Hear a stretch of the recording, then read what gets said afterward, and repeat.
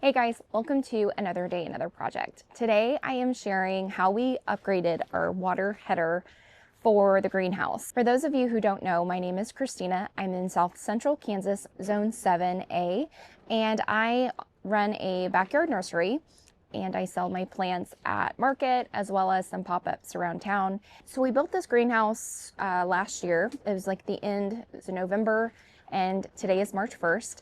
And so with that, before we built the greenhouse, we knew we had a water hydrant installed. Now this is the only access to water in the greenhouse, and this is a 30-foot by 30-foot greenhouse. Now currently I am standing inside of the propagation room, and just out this door is the main part of the greenhouse, which I'll show you that in a second. But anyway, so this is their one access for water in the greenhouse, and before this we had a menagerie of hoses and splitters and all of that kind of stuff, and it was kind of all over the place. I knew one day I'd want to clean all that up, and so I did that. And so that's what this video is about, just showing you a simple water header system that we created. And then I'll show you also the upgraded misting bed, because I did make a change to that as well. So here's the hydrant. We have a vacuum breaker right here. We have this extension that just makes things a little bit easier, but starts off with the vacuum breaker. Then we have a water filter. All of these components from here forward, basically, I got from Drip Depot. I did not get the timer from Drip Depot. I'll show you guys that in a second. But all of the water tubing, valves, components all came from Drip Depot. And this is not a sponsored video. That's just where I got it. So anyway, okay, so we have a vacuum breaker, we have the water filter, and then it goes into this 3/4 inch mainline tubing. We have an elbow that goes around and up into this water header system. This is a T, and then this is short pieces of tubing that we connected all of these T's together, all of these T's and elbows together. This piece here is 2.5 inches. We determined that was a good enough size to be able to fit 2 T's together while having just a little bit of space in between to attach a 2-hole strap. But anyway, okay, so if you go left, all the way to the left, there's an elbow, and then you follow that down, and it has a hose adapter at the end, and this hose comes all the way around, and that's what I water all of my seedlings behind me with. I hand water all of those. And then if you go all the way to the right and go down, that goes underneath the wall there, and then it goes out into the main greenhouse. All right, so in the main part of the greenhouse, it goes up. There's an on-off valve, and then there's a elbow, and then it goes down into another splitter. Eventually, I have this whole big piece of plywood right here, because eventually I am planning on doing a whole nother water header system out here. I would like to have a fertilizer injector out here, but for now this works. But I have 2 hoses. One is a hose for manual watering. I use the Dram fertilizer injector currently, which is why I have a bucket out here. And then the other hose actually goes this way out onto the other side of the greenhouse, and all along the greenhouse out there I have a lot of my larger containers that I have hand water currently. One day maybe it'll be a drip system, but for now I just hand water. Okay, so let's go back in the propagation room. All right, so for the 2 T's that go upward, these are for the misting beds. So it goes from, so this first one is actually already set up. So this T goes up into an on-off valve, and then I have my solenoid right there. The solenoid is connected to the mist propagation timer, and then the water is turned on and off from the solenoid, but it goes, the tubing goes up, around, and over into the misting bed. I'll show you that here in a second. But for now, I do have this timer, I think, can control up to 3 different zones. And as of right now, I have 2 zones, a future zone set up. So while we were at it, we went ahead and have a T here, an on-off valve, and then that's just open because I will eventually have a second misting bed. in the main part of the greenhouse. So that's it for the water header system. Let me show you the mist bed update. Okay, so here's the misting bed, and let me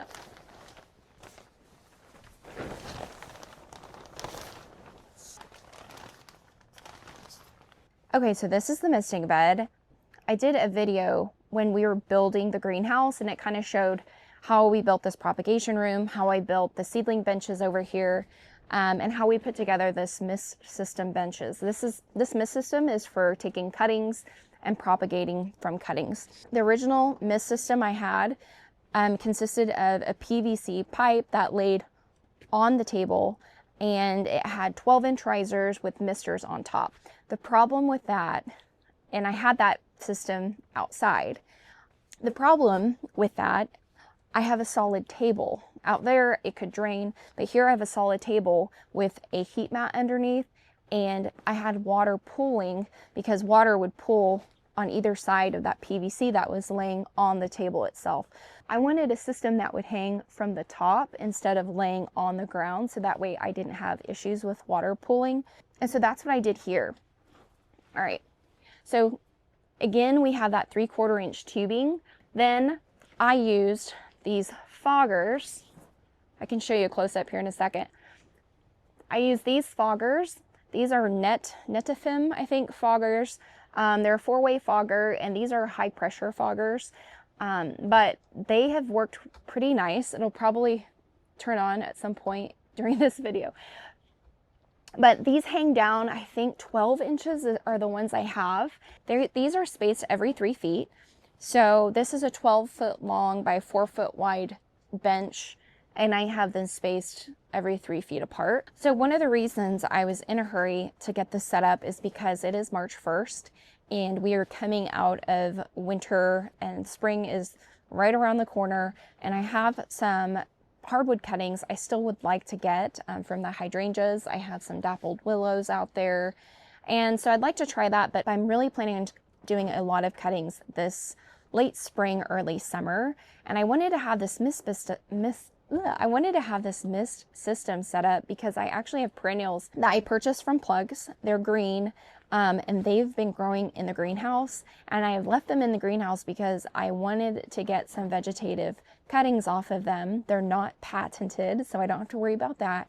But I wanted to get some cuttings off of them before sales. So for today's video, for the watering system, that's it. I hope that you found this helpful. Oh, see? Okay, so I just realized I did not explain my Galcon timer. So this is a Galcon. I am not sure what, I will find what the model is on this because I just can't remember. And I'm pretty sure I got this on Amazon. So if I can find the link, I will do so. Oh, there it is. There's the model number 8054 AC4S. But this timer, like I said, has 3 different zones. I'm pretty sure it's 3, maybe it's 4, because actually there's 1, 2, 3, 4 on here. So if I press this button will cycle through all of the different menu settings. And so currently right now it's 10 in the morning. If I press this again, this is where it'll say the valve, and right now it's zone 1. So that's any settings from here forward is where I'll be changing zone 1. So if I press this again, this is the duration, and right now I have it set to 3 seconds. Hopefully you can see that. It's kind of bright in here. Despite it being a cloudy day, it's a little bit bright in here. But this duration, it's set for 3 seconds, and if I wanted to change this, I would press this arrow, and then I could just cycle through like the hours, the minutes, and the seconds. I could change it to 5 seconds if I wanted to, and then I could press this again. I know I could press this again. I think it would save it. Let me go back through. Yeah. See, it would save it, but I'm going to change it back to 3 seconds by pressing the negative button. Okay. And right now I have this set for 25 minutes. So it'll mist for 3 seconds every 25 minutes. And this means it's continuous cycle. So it's not, so it's just going to mist at 3 seconds every 25 minutes continuously. However, there's another setting where I will say when to start and when to finish. But the other option would be to choose Monday through Sunday. So if I wanted to change that, I could press this button and cycle through the plus and minus, and I could just choose 3 days a week, 5 days a week, etc. But this is a mist system, so I want this to run a continuous during the day, and I'll show you that next part here in a second. Okay, so let's keep going. That's just when to start. I've honestly never messed with this. I think you could have this set up to where you could start it 3 days from now, and that's where you would like type that in. Honestly, I've never messed with that, so I'm just gonna keep going. This is if you have a rain sensor. I have it set to off because I don't have a rain sensor. This W open is when I have told this to open. So right now I have it set to start misting at 8:30 in the morning, because you do not, if you have a mist system, you don't want to be misting during the nighttime hours. You really only want to mist when your cuttings have a potential of drying out, essentially. That would be during the day when the sun is up. And as we get longer days, I'll be adjusting this. But right now I have it set to turn on at 8:30 in the morning, and then I have it set to turn off at 4:30 p.m., which as the days are getting longer, I probably need to adjust this to be a little bit later, but you can see it shows like the gate is closed. So anyway, and then the manual, this would be manually if I want to turn it on to see if my mist system is working, for example. So I would just press this button and press that button, and you can hear it turn on. Let me move the camera and I'll turn it on so you guys can see it. All right, so let's see what this looks like with these foggers.